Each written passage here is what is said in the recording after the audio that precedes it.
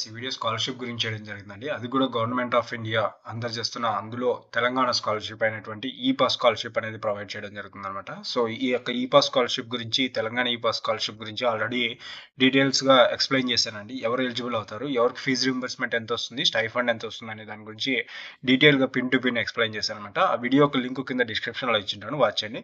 ఇప్పుడు ప్రెజెంట్ ఈ స్కాలర్‌షిప్ అనేది ప్రీ మ్యాట్రిక్ స్కాలర్‌షిప్ అప్లికేషన్ అనేది ఎలా ఫిల్ చేయాలి? ఎటువంటి విధంగా ఉంటది అప్లికేషన్ ప్రాసెస్ అనేది నేను చూపిస్తానన్నమాట. సో, ముఖ్యంగా డీటెయిల్స్‌లోకి వెళ్ళకముందు ఎవరైతే మన ఛానల్ ఫస్ట్ టైం వాచ్ చేస్తున్నారో ప్లీజ్ సబ్స్క్రైబ్ చేసుకోండి. ఎంత వాల్యుబుల్ ఇన్ఫర్మేషన్ మేము ప్రొవైడ్ చేస్తున్నాం లాస్ట్ ఇయర్స్ మీరు చూడొచ్చు. ఆల్మోస్ట్ 300 అండ్ స్కాలర్‌షిప్ అనేది ప్రొవైడ్ చేయడం జరిగింది. ఆ యొక్క స్కాలర్‌షిప్ వీడియోస్ చూసి చాలా మంది స్టూడెంట్స్ అనేది బెనిఫిట్ పొందడం జరిగింది. అందులో కొంతమంది మనకు కామెంట్‌లో టెస్ట్ చేయడం జరిగింది ఈ విధంగా. సో, ఇన్ కేస్ ఫ్యూచర్‌లో ఎవరైనా స్టూడెంట్స్ నా వీడియోస్ చూసి స్కాలర్‌షిప్ సెలెక్ట్ అయితే ప్లీజ్ టెస్ట్ చేయండి కామెంట్‌లో. సో, ఆ యొక్క వీడియో ఆ యొక్క స్క్రీన్‌షాట్ అనేది నేను తీసుకొని మనకి యూట్యూబ్ ఛానెల్‌లో ప్రమోట్ చేయడం జరుగుతుందన్నమాట. ఇక ఈ స్కాలర్‌షిప్ డీటెయిల్స్‌లోకి వెళ్దామండి. తెలంగాణ ఈ-పాస్ స్కాలర్‌షిప్ అనేది స్టార్ట్ చేయడం జరిగింది. సో, ఈ యొక్క స్కాలర్‌షిప్‌కి ఎలిజిబుల్ డీటెయిల్స్ ఆల్రెడీ నేను డీటెయిల్‌గా చెప్పాను. అది వాచ్ చేయండి. అది చూసి మీరు అప్లై చేసుకోండి. అప్లికేషన్ లాస్ట్ డేట్ కనుక చూసుకుంటే 31/12/2024 అప్లికేషన్ అనేది క్లోజ్ అవ్వడం జరుగుతుందన్నమాట. సో, ఇప్పుడు ప్రెజెంట్ మనము ప్రీ మ్యాట్రిక్ స్కాలర్‌షిప్ యొక్క రిజిస్ట్రేషన్ ప్రాసెస్ అనేది చూద్దామండి. ఎలాగ సబ్మిట్ చేయాలనేది. సో, మీకు అది ఒక హెల్ప్‌ఫుల్‌గా ఉంటుంది. సో, ఈ స్టెప్స్ ఫాలో అవ్వండి. వెబ్‌సైట్ లింక్ నేను కింద డిస్క్రిప్షన్‌లో ఇస్తాను. సో, ఆ వెబ్‌సైట్ మీద క్లిక్ చేసి డైరెక్ట్‌గా మీరు రావచ్చు. సో, రాగానే ఇలాగ పేజ్ రావడం జరుగుతుంది. మీరు మొబైల్‌లో అప్లై చేస్తున్నా కానీ, ఇక విధంగా ల్యాప్‌టాప్‌లో కానీ, పీసీలో కానీ చేస్తున్నా ఈ విధంగా రావడం జరుగుతుంది. ఇక్కడ ప్రీ మ్యాట్రిక్ ఉంది కదండీ! ప్రీ మ్యాట్రిక్ స్కాలర్‌షిప్ సర్వీస్ మీద క్లిక్ చేయండి. సో, క్లిక్ చేయగానే ఈ విధంగా రావడం జరుగుతుంది. ఇక్కడ వచ్చేసి pre matric scholarship for SC, ST, BC, PWD students fresh registration అండి. ఇక్కడ చూడండి 2024, 2025కి సంబంధించి ఫ్రెష్ రిజిస్ట్రేషన్ అనమాట. ఇదే విధంగా pre matric scholarship for renewal అనమాట. సో, రెన్యువల్ స్టూడెంట్స్‌కి ఇక్కడ ఎస్సీ, ఎస్టీ, బీసీ స్టూడెంట్స్‌కి మాత్రం రెన్యువల్ రిజిస్ట్రేషన్ అది 2024, 2025కి సంబంధించి రెన్యువల్. రెన్యువల్ అంటే ఇంతకుముందు last year, previous year apply చేసుకుంటారు కదా! వాళ్ళు మళ్ళీ అదే అప్లికేషన్‌ని రెన్యువల్ చేసుకోవాలనమాట. సో, మళ్ళీ వాళ్ళొచ్చి ఫ్రెష్‌గా అప్లై చేసుకోకుండా ఫ్రెష్‌గా ఎవరంటే ఇప్పుడు ఈ రీసెంట్ అకాడమిక్ ఇయర్‌కి సంబంధించి కొత్తగా అప్లై చేసుకుంటున్న వాళ్ళు ఫ్రెష్‌గా అనమాట. ఓకేనా? ఇక్కడ చూడండి click here pre matric scholarship for SC, ST, BC students print application అనమాట. బ్యాంక్ బుక్ రీ అప్‌లోడ్ అదేవిధంగా ఆధార్ రీ అప్‌లోడ్ అనమాట. సో, ఇక 2014, 15 నుంచి 2014, 25 వరకు ఒకవేళ ఇంకా అప్పటికి అప్లై చేసుకొని మీరు ఆధార్ అప్‌లోడ్, రీ అప్‌లోడ్ గాని, బ్యాంక్ పాస్‌బుక్ రీ అప్‌లోడ్ అనేది మీరు ఇక్కడ క్లిక్ చేసి ఇక్కడ అప్లై చేసుకోవచ్చనమాట. అదేవిధంగా ప్రీ మ్యాట్రిక్ అప్లికేషన్ స్టేటస్ ఏంటంటే మీరు అప్లై చేసుకున్న తర్వాత మీరొచ్చి ఖచ్చితంగా అంటే అప్లికేషన్ స్టేటస్ అనేది చెక్ చేసుకోండి. ఓకేనా? ఏ లెవెల్‌లో వెళ్తుంది? డిస్ట్రిక్ట్ లెవెల్‌లో వెళ్ళిందా? స్టేట్ లెవెల్‌లో వెళ్ళిందా? అనే డీటెయిల్స్ అనేది ఇక్కడ తెలుస్తాయన్నమాట. సో, ఇప్పుడు మనం ఫస్ట్ వచ్చేసి ప్రీ మ్యాట్రిక్ అప్లికేషన్ ఫార్మ్ అనేది చూద్దామండి. సో, ఇక్కడ రిజిస్ట్రేషన్ ఉంది కదా! దీని మీద క్లిక్ చేయండి. సో, రిజిస్ట్రేషన్ మీద క్లిక్ చేస్తేనే డైరెక్ట్‌గా ఈ విధంగా రావడం జరుగుతుంది. ఈ విధంగా ఇక్కడ చూడండి pre matric scholarship application form 2024, 2025కి సంబంధించి for especially SC, ST, BC, PWD స్టూడెంట్స్‌కి సంబంధించిందన్నమాట.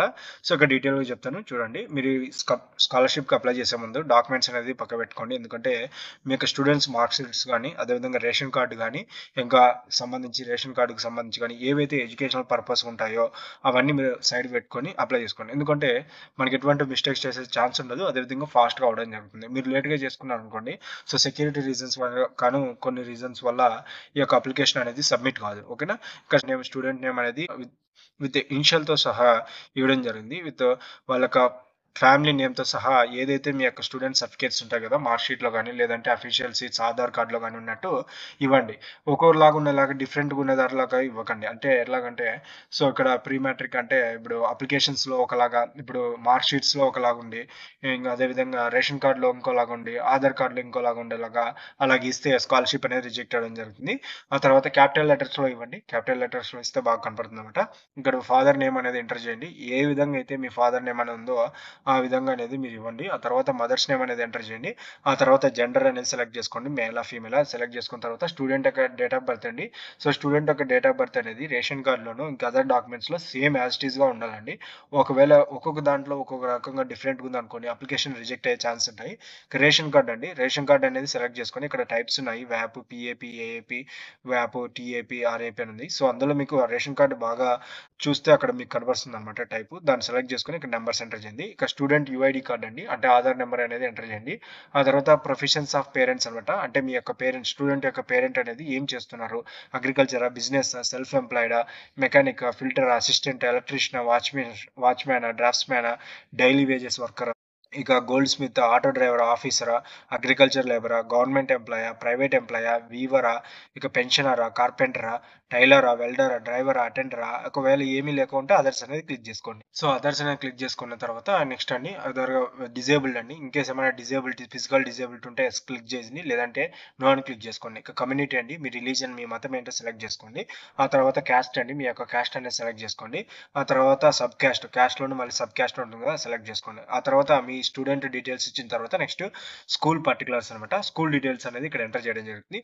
స్కూల్ డిస్ట్రిక్ట్, మీరు చదివిన స్కూల్ 10th కంప్లీట్ చేసిన స్కూల్ అనేది, అంటే లేదంటే ఇప్పుడు ప్రీ మ్యాట్రిక్ కాబట్టి మీరు ఇప్పుడు ప్రెసెంట్ చదువుతుంటారు స్కూల్స్లో 10th కానీ, లేదా 9th కానీ, 8th కానీ, 7th కానీ, 6th కానీ, అప్ టు మీకు ప్రీ మ్యాట్రిక్కి సంబంధించి డీటెయిల్స్ చెప్పాను. అందులో విధంగా ఏ స్కూల్ ఏ డిస్ట్రిక్ట్ చదువుతున్నా ఆ డిస్ట్రిక్ట్ నేమ్ ఇవ్వండి. ఇక స్కూల్ మండల్ అండి, సో ఆ మండల్ ఏ కింద వస్తుందో అది ఇవ్వండి. ఆ తర్వాత స్కూల్ నేమ్ అనేది డీటెయిల్గా ఎంటర్ చేయండి.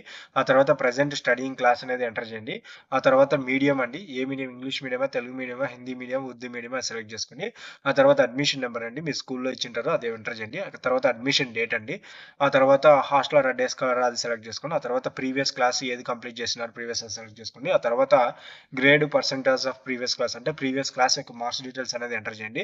గ్రేడ్ అనమాట, ఇక్కడ గ్రేడ్ కానీ లేదా పర్సెంటేజ్ కానీ ఎంటర్ చేయండి. ఓకేనా, ఇక్కడ ఇచ్చారు A+ అయితే 91 to 100% ఉన్న వాళ్ళకైతే పర్సెంటేజ్ ప్రకారం అయితే A1 అనమాట. ఇక 71 to 90% వాళ్ళకైతే A అనమాట. 51 to 70% ఉన్న వాళ్ళకైతే B+ అనమాట.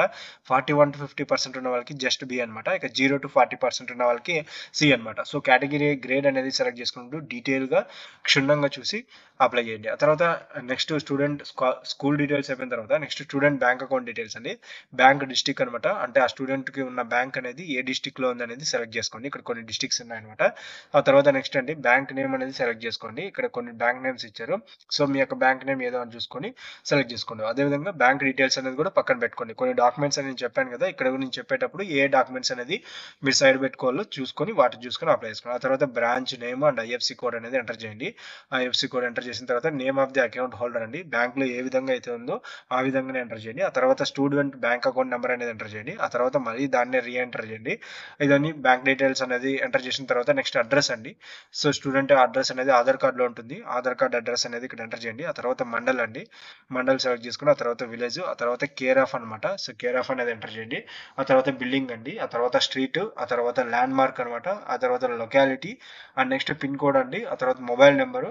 సో మొబైల్ నెంబర్ అంటే పేరెంట్ ఇవ్వచ్చునండి. ఆ తర్వాత రీఎంటర్ మొబైల్ నెంబరు, ఆ తర్వాత మొబైల్ నెంబర్ బిలాంగ్స్ టు అనమాట. So self family members friends ఎవరు మీరు ఇచ్చిన ఆ నంబర్ ఎంటర్ చేసిన స్టూడెంట్స్కి ఆ ఏజ్లో ఉండదు కదా, సో అది ఎవరిది, ఫ్యామిలీ మెంబర్స్లో ఎవరిది, లేకుంటే సెల్ఫ్, లేకుంటే స్టూడెంట్గా ఉందా, లేకుంటే ఫ్రెండ్స్ అదర్స్ అనేది మీరు అక్కడ సెలెక్ట్ చేసుకోండి. సో అడ్రస్ డీటెయిల్స్ ఎంటర్ చేసిన తర్వాత నెక్స్ట్ ఇక్కడ ఇన్కమ్ సర్టిఫికేట్ డీటెయిల్స్ అనేది ఎంటర్ చేయాలండి. సో మీ సేవ నుంచి, అది కూడా ఇన్కమ్ సర్టిఫికేట్ మీ సేవ నుంచి, తెలంగాణ మీ సేవ నుంచి తీసుకున్న ఇన్కమ్ సర్టిఫికేట్ నెంబర్ అనేది ఎంటర్ చేయాల్సి ఉంటుంది. అప్లికెంట్ నేమ్ అనేది మీరు ఇక్కడ ఎంటర్ చేసి గెట్ డీటెయిల్స్ కొడితే అక్కడ applicant name, district name, MRO name, father name, mandal, total income అనేది రావడం జరుగుతుంది అనమాట. ఇక క్యాస్ట్ సర్టిఫికేట్ డీటెయిల్స్ కూడా అండి, అది కూడా మీ సేవ నుంచి తీసుకున్న క్యాస్ట్ సర్టిఫికేట్ అనమాట. సో ఇక్కడ మీరు మీ సేవ నుంచి క్యాస్ట్ సర్టిఫికేట్ నెంబర్ అనేది ఎంటర్ చేస్తే గెట్ డీటెయిల్స్ అనేది ఇక్కడ రావడం జరుగుతుంది అనమాట. ఆ తర్వాత స్కాన్ డాక్యుమెంట్స్ అండి, ఇక్కడ చూడండి స్టూడెంట్ యొక్క పాస్పోర్ట్ అనేది అప్లోడ్ చేయాలి. అది కూడా ఇక్కడ సైజ్ ఇవ్వడం జరిగింది, 20 KB నుంచి ఉండాలన్నమాట. Greater than 20 KB and less than 50 KB ఈ రేంజ్లో ఉండాలన్నమాట. ఆ తర్వాత స్కానర్డ్ బ్యాంక్ పాస్బుక్ ఫస్ట్ పేజ్ అనమాట, బ్యాంక్ పాస్బుక్ ఉంటుంది కదా, అందులో first page account holder name, ఇంకా అదర్ డీటెయిల్స్ అనేది ఉంటాయి. అవి క్లారిటీగా కనపడేటట్లు అటుపక్క స్కాన్ చేసే అతను, చూసే అతను, వెరిఫై చేసే అతనికి డీటెయిల్గా కనపడేటట్లు చూడండి. ఈ డాక్యుమెంట్స్ ఏవైనా కానీ డీటెయిల్గా కనపడేటట్లు చూడండి.